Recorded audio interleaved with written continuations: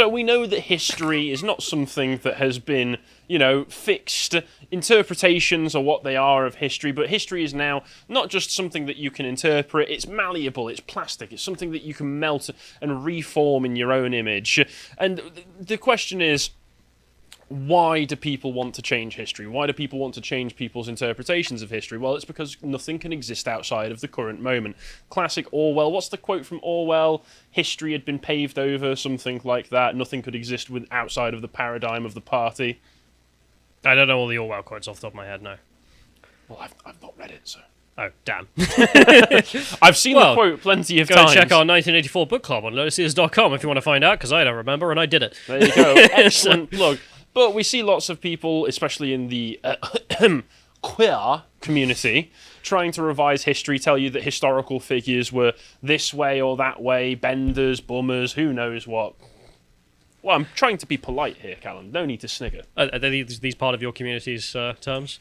Yes. Okay, good. Well, I'm not a member of the community. I'm an ally. I think you need to be. No, I'm an ally, you see. I'm an ally to the benders. Okay. I'm sorry.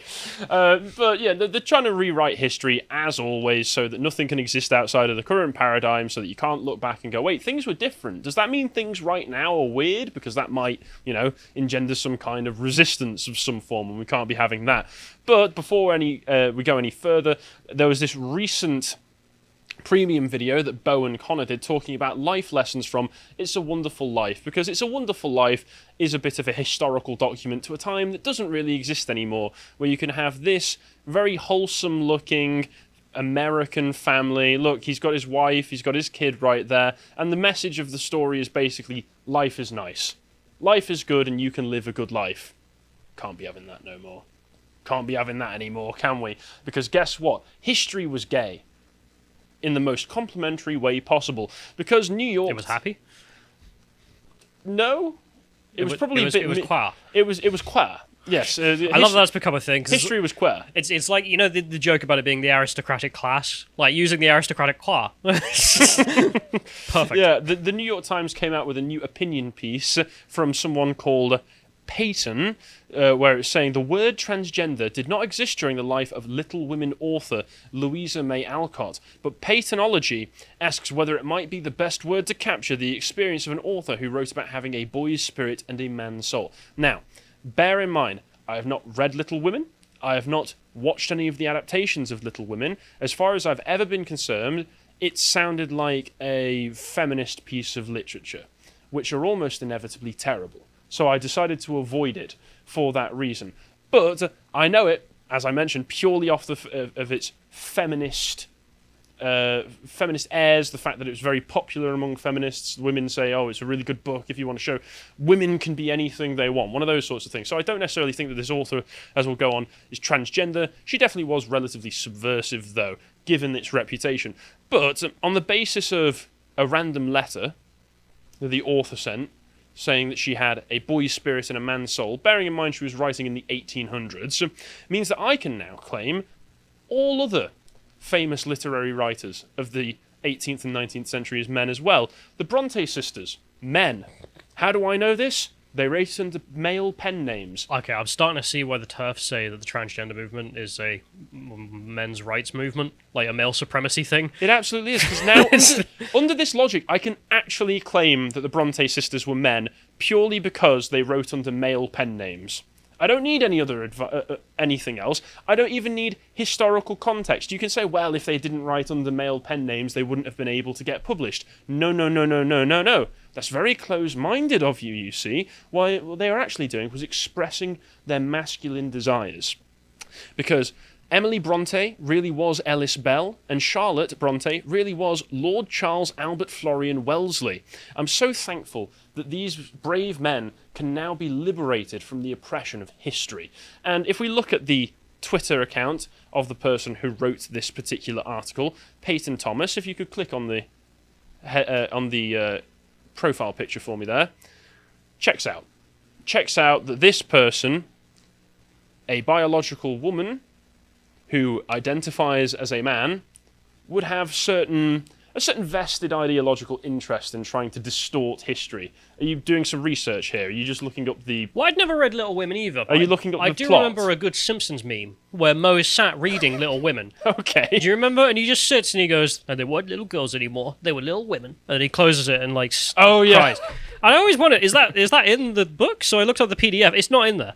Oh, is it not? Presumably Mo never read Little Women either, nor did any of the Simpsons writers. They just were like, yeah, that's probably how it ends. Are you telling me that Mo wasn't an ally? I I'm think shocked and appalled. his tears were performative. But this trans man has a podcast reading Little Women chapter by chapter, explaining in excruciating detail how each part of it is secretly gay. And it seems, to be fair, I'm going to give respect to this guy, apparently one of the very few people who said, "I'm leaving Twitter if Elon Musk takes over," and actually hasn't posted since. So, give a little round of applause there. But let's go to the article and see what the arguments are. So the author was Louisa May Alcott, as pointed out, and it says, she balked when her editor asked her to write a book for girls. And she said, "Never liked girls or knew many, except my sisters." This is not necessarily an admission of being trans. I thought This it was is- Kanye West then. This is the 19th century equivalent of "I'm not like other girls." Okay. That's all this is. That's all this is. All she's saying is, "I don't like girls. Trust me, I've met women. Lots of them don't like women. Women notoriously hard to get along with, even for other women." Shocking, I know. You right there? Just letting you go forward. Oh yeah. Callum's abstaining to respond. Okay. Female opinions on females. Yeah, no, not pretty. Yep. Louisa May Alcott may never have liked girls or know many, but her name is now synonymous with girlhood. I wonder why. It's a name that she didn't use all that often in her personal life, though. To family and friends, she was Lou, or Lou, all spelt differently for some reason. She wrote of herself as the papa or father of her young nephews. Her father, Bronson, he's back. Cock and balls 1, 2, 3 makes a reappearance. Bronson once called Alcott his only son. In letters to a close friend, Alfie Whitman, Alcott called herself a man of all work and a gentleman at large. And like you say, this is interesting. This is where the whole feminist claiming that the TERFs claiming that transgender activism is about erasing women from history. Because the TERF argument would be the only reason she would consider herself in such a manner would be because of the social attitudes of the time, correct? The only reason she felt that she would have to classify herself as a man was because she was taking part in non-manly activities, that being writing and literature, wanting to participate in wars. And once upon a time, saying that would have been incredibly sexist. Like, the feminists would be like, "What do you mean a woman can't just do some manly things without being a man?" Yeah, it's a point. Like, if this was written 30 years ago, it wouldn't be talking about how she was actually transgender. It would be talking about how she was a being strong girl. Yeah, and she was a a strong forefront woman of feminism and being oppressed by the patriarchy that was stepping over her at the time. It's absolutely ridiculous, and it's trying to rewrite history in a really gross way. Not that I'm particularly familiar with Alcott's work or even having read Little Women. It's just obvious that this article is ideological nonsense. All this leads me to wonder, however, is Alcott best understood as a trans man? I know that there's a lot, scroll through, Michael, we can see there's a lot more article here, but all of this, unnecessary. I've got the answer for you. No. Alright. Simple as? Simple as? Do you reckon that's a good answer? Sorry, I was reading the end of Little Women. Callum's just like, if we see like a tear roll down. I wanted to from see your if it eye. ended with they were no longer little girls, they were little women. And it doesn't. It just ends with them bitching about the harvest. Bloody women moaning as usual. Yeah, literally. Even in their feminist literary masterpieces, moaning. Yeah, I hope there are fewer tars and more wheat every year. All right, whatever. And what, the end? Maybe you've got to read the other 4,000 pages. But What, is there not? Is there no twist? Is there no twist? Where's the murder? Presumably, I don't know. I've only read the last page. I feel like George and Blackadder complaining about the dictionary. Well, is there any juicy murders? Are anybody cheating on each other? What's going on? Oh, it's a waste of time. Throw it in the fire. Yep. As I pored over letters, journals, and personal papers, I found evidence that Alcott thought of herself more of a man than a woman, as someone as she wrote in one letter to Whitman, with a boy's spirit under her bib and tucker. Okay, once again, this is all to do just with the general attitudes that people had at the time. This woman, Alcott, she just felt more like she fit more in masculine behaviours as they were understood at the time than feminine behaviours, and therefore said it as accordingly. It did not mean that she secretly wished for Magnus Hirschfeld to get her under the knife and give her a penis. That's and I don't mean that how it sounds. I mean that in the surgical sense, okay? A surgical penis, okay? That's not... Precision. Yes, precision penis. Okay, alright, precision engineering. Alright, that's not what she meant. She just meant, oh, don't I act a bit more like a boy? And it seems that a lot of people agreed with her at the time. That's all it was. Let me guess, the chat? Yep. Okay, all right, let's carry on. Before we go get a repeat of you know Tuesday. what's in there. Yeah, I know what's in there. Alcott scholars agree that she felt a profound affinity with manhood. I'm certain that Alcott never fit a binary sex-gender model, said Gregory Eislein, a professor at Kansas State University and the current president of the Louisa May Alcott Society, because none of these institutions, even these minor ones, dedicated to literary figures of the past, none of them can escape. None of them can escape this progressive rot. In Eden's Outcasts, his Pulitzer Prize-winning biography of Alcott, John Matheson wrote that Alcott believed she should have been born a boy. Okay, this is the Cersei Lannister logic right here. I should have been born a boy because I'd be a better man than most men. That doesn't mean that she's trans. Jan Susina, a professor of children's literature, confirmed Alcott may have experienced what we today would consider as gender dysphoria. Maybe. Or maybe tomboy? Or maybe not. Or maybe tomboy. You know what's funny? I did see Brittany Venti posting just before we went live, in which she said the tomboy to uber feminine girl pipeline is real, because she used to be a tomboy and now she's like gushing over anything with Hello Kitty on. Well, she purchased a Hello Kitty pen just because it has Hello Kitty on it. Right, okay. I can confirm I'm engaged to someone who's been from the pipeline tomboy to incredibly feminine pipeline. We'll have to do something on this. I think there might be a case. There might be. We need to do a scientific study. We'll get Josh on the matter. Yeah. Some fans of Little Women, and thankfully this article actually addresses some of the problems here. Some fans of Little Women regard this entire line of inquiry as sexist. In April, I wrote a Twitter thread on Alcott's gender identity because apparently this Peyton author, this is the only thing. He read Little Women once and went, I can make a career out of this. I'm sorted. I've got money in the bank thanks to this bad boy. Tennis player Martina Navratilova, I think I got that one okay, who has argued that trans women should not be allowed to compete in women's sports, shock, horror, non-ally, replied to me with consternation. Do you have any idea how hard you would try to convince me I'm trans if I were born 50 years later? Because this tennis player is a lesbian. And I think that's just a completely accurate statement. There's obviously the truth. These people, they like to point and they say like, oh, it's not actually happened, so therefore it's not true. No, we can understand and we can see patterns. We can see patterns of behaviour. We know that if this hypothetical reality existed, that's actually what you'd be doing. We're not saying that's actually what you're doing right now, but we know that that's what you're doing. It's gaslighting to the nth degree. Her question seems to imply a concern that understanding a historical figure as a trans man might undermine gender non-conforming women and girls. I mean, it does. Doesn't it? In the classic gender roles, that's what feminism was supposed to be about. Women who don't conform to these gender stereotypes. Long past that. I know. It was a good question, and there's no good answer.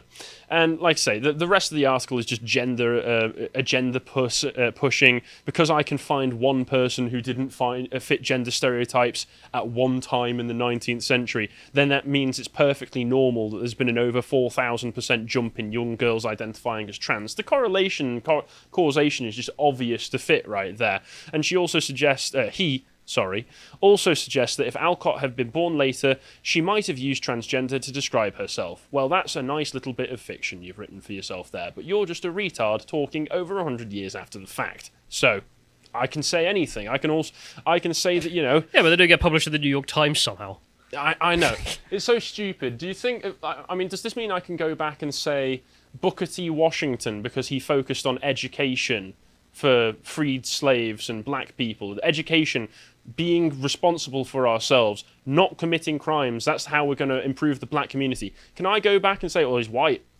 Obviously a white man, that Booker T. Washington. Oh, you could, and you'd probably get published. Oh, sweet. Great. Well, I'll see you all later then, guys. I'm off to make some money. Okay. But what's... You're like, what if I was a retarded leftist? Would Yeah. that make money? I'm like, yeah. You learn nothing? I could go on with this article, but it's just retarded, as you expect. But the end of it does say here, was Ernest Hemingway a raging misogynist? Because you've got to add the rainbow revisionism to elsewhere, to other historical figures. Was Ernest Hemingway, and I'm going to ask you this question, a raging misogynist or merely an egg? Do you know what egg means? No.